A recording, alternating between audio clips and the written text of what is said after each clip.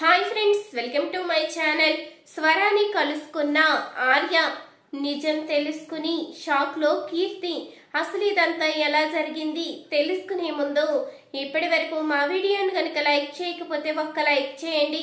మా ఛానల్ ని సబ్స్క్రైబ్ చేసుకుని పక్కనే ఉన్న గంట సింబల్ పై ఆల్ అని క్లిక్ చేయండి. అప్పుడే మేము పెట్టే ప్రతి వీడియో మీరు మిస్ కాకుండా చూసేవచ్చు. ఇక స్వర అయితే బాధపడుతూ ఇక బాబీని తీసుకుని ఇంట్లోంచి బయటకైతే వస్తుంది.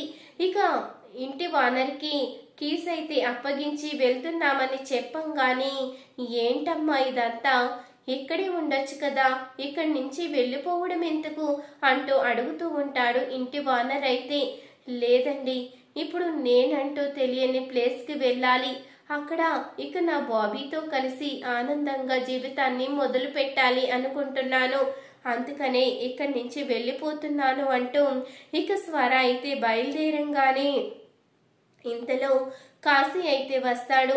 ఏంటి స్వరమ్మ, తిరుపతి వెళ్ళి వచ్చేలోపే నువ్వు చెప్పా పెట్టకుండా ఇలా వెళ్ళిపోతే ఎలా చెప్పు, నేనంటూ ఉన్నాను కదా, మనం మా బస్తీకి వెళ్ళిపోదాము, అక్కడే ఉందో గాని మా బస్తీ వాళ్ళకి కూడా నీ గురించి ఏమీ తెలియదు కదా, అక్కడ ఎవరూ కూడా ఏ ప్రశ్నలు వేయరు, ఏమీ అడగరు, అందుకనే అక్కడికి వెళ్ళిపోదామమ్మా, మనం అక్కడ ఉంటే నాకు మీరు తోడుగా ఉన్నట్టు ఉంటుంది, మీకు ఏదైనా అవసరమైతే చూసుకోవడానికి నేను కూడా మీకు తోడుగా ఉన్నట్టుంటుంది, ఈ ప్రపంచం గురించి తెలిసిందే కదమ్మా నీకు, మగవాళ్ళ అండ లేకపోతే ఇష్టం వచ్చినట్టు మాట్లాడతారు, అవకాశం ఎలా దొరుకుతుందని ఎదురు చూస్తూ ఉంటారు, అందుకనే చెప్తున్నానమ్మా, ఒక అన్నగా నీకు తోడుగా ఉంటాను అంటూ ఇక చెప్పంగానే, సరే కాశీ, నువ్వు చెప్పినట్టే మీ బస్తీకే వస్తాను అంటూ ఇక స్వర అయితే చెప్పి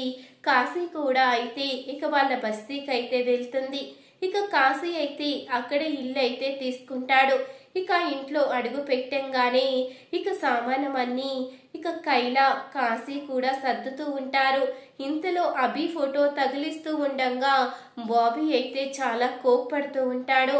ఇలాంటి వాళ్ళ ఫోటో తగిలించుకోవడానికి వీల్లేదు, నన్ను ఎంతగానో బాధ పెట్టాడు, అమ్మని ఎంతగానో ఏడిపించాడు, మనం ప్రేమగా చూసుకునే వాళ్ళ ఫోటో తగిలించుకుంటే మనం వాళ్ళని చూసినప్పుడల్లా వాళ్ళ ప్రేమాభిమానాలు గుర్తుకు వస్తాయి, మనం ద్వేషించే వాళ్ళని ఫోటో పెడితే ఆ ద్వేషం ఇంకా మనలోనే ఉంటుంది, ద్వేషంతో ఉన్నప్పుడు మనం కూడా ఏం చేస్తున్నామో ఏం చెయ్యకూడదో ఇవన్నీ కూడా విచక్షణ కోల్పోతాము, దానికి నిదర్శనమే సన్నీ విషయం.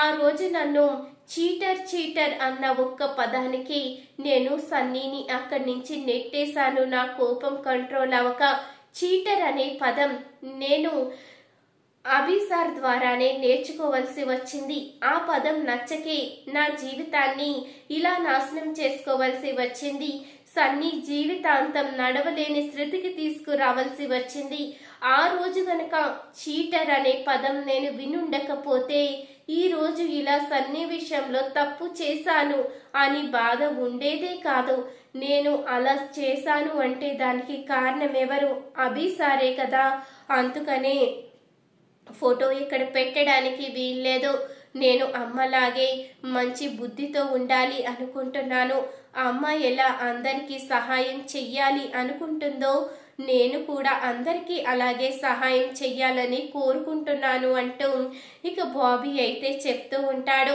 మరొక వైపు ఆర్య అయితే ఇక స్వర కోసం వెతకడం అయితే మొదలు పెడతాడు. ఇక స్వర ఫోటో చూపించి వెతుకుతూ ఉంటాడు. మరొక వైపు కీర్తి కూడా స్వర గురించి వివరాలు తెలుసుకుంటూ ఉంటుంది.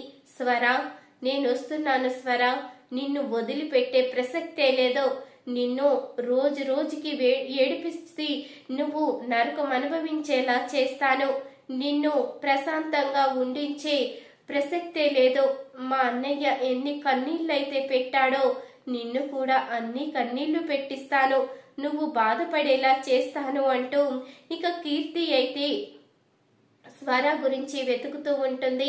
ఇంతలో ఇక ఆర్యకైతే స్వర ఇంటి అడ్రస్ అయితే తెలుస్తుంది. మీ అక్క అక్కడే ఉంటుంది బాబు, తన భర్త చనిపోయిన తర్వాత ఇక్కడి నుంచి ఖాళీ చేసి వెళ్ళిపోయారు. లేకపోతే ఇంతకు ముందు ఈ ఏరియాలోనే ఉండేవారు. పాపం ఎన్నో కష్టాలు పడింది తన బిడ్డ కోసం. తన బిడ్డని తన భర్త దూరం చేసి ఎంతగానో బాధ పెట్టాడు. తన బిడ్డని కలుసుకుని సంతోషంగా ఉంది అనుకునే లోపే పాపం తన భర్తని ఎవరో దారుణంగా చంపేశారంట, ఎవరో హత్య చేశారంట. అందుకనే ఇదే ఏరియాలో ఉండలేక, ఎవరైనా అడిగే ప్రశ్నలకి సమాధానం చెప్పలేక తనంటూ తెలియని ప్రపంచానికి వెళ్ళిపోవాలని తను నిర్ణయించుకుంది బాబు. అందుకనే ఇక్కడి నుంచి వెళ్ళిపోయింది. పాపం చాలా మంచి అమ్మాయి. ఏంటో ఆ దేవుడు మంచి వాళ్ళకే కష్టాన్ని ఇస్తూ ఉంటాడు అంటూ ఇక చెప్పంగానే ఆ మాటకి ఆర్య అయితే చాలా బాధపడుతూ ఉంటాడు. ఏంటక్క ఇది? నీ జీవితం అంతా కష్టాలేనా? చిన్నప్పటి నుంచి ఎన్నో కష్టాలు అనుభవించావు. అమ్మ కారణంగా ఎన్నో మాటలు పడ్డావు, ఎంతగానో బాధపడ్డావు. నాన్న కూడా నిన్ను అర్థం చేసుకునే వరకు ఎన్నో మాటలు అన్నాడు. మరి ఇప్పుడు కూడా ఎందుకక్క నీకు ఈ కష్టాలు? నిజమే, ఆ దేవుడు ఎప్పుడు మంచి వాళ్ళనే కష్టపెడుతూ ఉంటాడు. మంచి వాళ్ళ జీవితంతోనే ఆడుకుంటూ ఉంటాడు. చెడ్డ వాళ్ళని ఎప్పుడూ కూడా పట్టించుకోడు. నిజానికి దేవుడికి అందరూ మొక్కుతూ పూజలు చేస్తూ ఉంటారు. కానీ నాకు తెలిసి దేవుడికి ఎలాంటి పూజలు కానీ మొక్కులు కానీ మొక్కకూడదని నీ జీవితం చూసిన వాళ్ళందరికీ అనిపిస్తుందక్క. నిజంగానే ఆ దేవుడికి మనసు అనేది ఉంటే నీకిన్ని బాధలు పెట్టుండేవాడే కాదు అంటూ ఇక ఆర్య అయితే చాలా బాధపడుతూ ఉంటాడు. ఇక స్వర అడ్రస్ తెలుసుకున్న ఆర్య అయితే స్వర దగ్గరికి అయితే వెళ్తాడు. ఇక ఆర్యని చూసిన స్వర అయితే చాలా సంతోషపడిపోతూ ఉంటుంది. ఆర్య, నువ్వు ఎప్పుడొచ్చావు ఆర్య అంటూ అడుగుతూ ఉండగా, నేను నిన్న ఉదయాన్నే వచ్చానక్క. నువ్వు ఎక్కడుంటున్నావో తెలియదు కదా, నీకోసమే వెతుకుతున్నాను అంటూ ఇక చెప్పంగానే ఇంతలో స్వర కూడా చాలా సంతోషపడిపోతూ ఉంటుంది. నువ్వు నా కోసం నన్ను గుర్తు పెట్టుకుని అడ్రస్ వెతుక్కుంటూ వచ్చావా? చాలా సంతోషంగా ఉంది ఆర్య అంటూ అనంగానే, అదేంటక్క, నా ప్రపంచమే నువ్వు. నువ్వు ఎక్కడున్నావో తెలుసుకోకుండా, ఎలా ఉన్నావో తెలుసుకోకుండా ఎలా ఉంటాను అనుకున్నావు? నిన్ను చూడకుండా ఈ తమ్ముడు ఎలా ఉంటాడు అనుకున్నావు? నీకిచ్చిన మాట ప్రకారమే నేను నా స్టడీ కంప్లీట్ చేశాను, గోల్డ్ మెడల్ కూడా సంపాదించానక్క.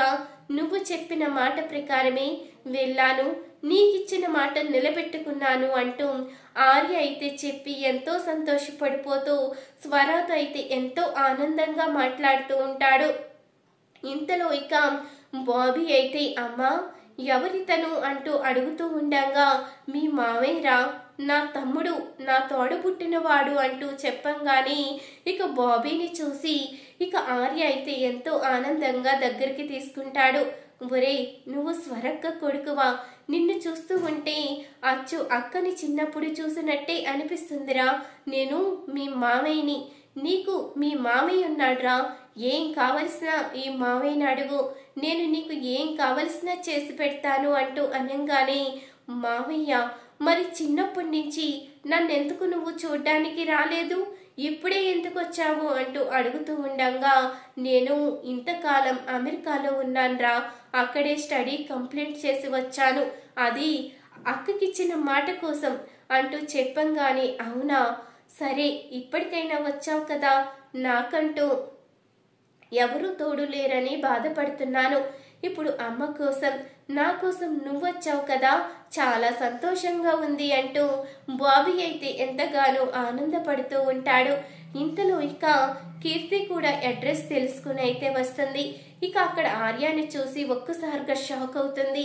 ఇదేంటి, నేను స్వరాకి అష్ట కష్టాలు పెట్టి నరకం చూపించాలని చూస్తే ఇక్కడ ఆర్య కూడా వచ్చాడు. ఆర్య ఉండగా స్వరాని ఏమీ చెయ్యడానికి కుదరదు. ఆర్యకి స్వర అంటే ప్రాణం. స్వర జోలికి వచ్చిన, స్వరాని ఏదైనా చెయ్యాలని చూసినా ఆర్య ఎట్టి పరిస్థితుల్లో వదిలిపెట్టాడు. అవసరమైతే ప్రాణాలు తీయడానికి కూడా వెనుకాడడు. తన కన్న తల్లినే క్షమించిన వాడు నేను గనక ఇప్పుడు ముందుకు వచ్చి స్వరాన్ని కష్టపెట్టాలని చూస్తే ఎలా వదిలిపెడతాడు అంటూ ఇక కీర్తి అయితే షాక్ లో ఉండిపోతుంది. చూసారు కదా ఫ్రెండ్స్, రాబోయే కథలో ఖచ్చితంగా ఇలాగే జరగబోతుంది. ఇలాగే జరగాలి అనుకునేవారు మా వీడియోని తప్పకుండా ఒక లైక్ చేయండి. మా ఛానల్ని సబ్స్క్రైబ్ చేసుకుని పక్కనే ఉన్న గంట సింబలపై ఆల్ అని క్లిక్ చేయండి. అప్పుడే మేము పెట్టే ప్రతి వీడియో మీరు మిస్ కాకుండా చూసేవచ్చు.